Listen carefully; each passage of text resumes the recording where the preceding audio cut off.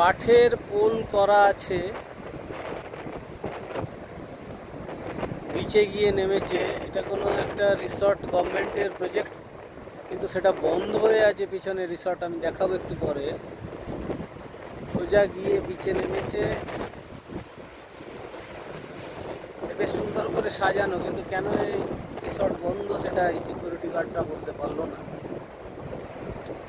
বেশ দারুণ করে চতুর্দিক দিয়ে কাঠের পোল করা, দিয়ে সেটা করে একদম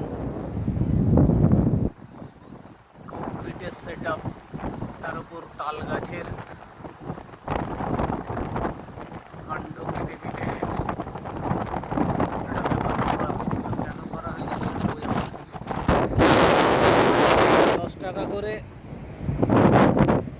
এন্ট্রি ফি নিয়ে এটা দিয়ে আসতে দিচ্ছে।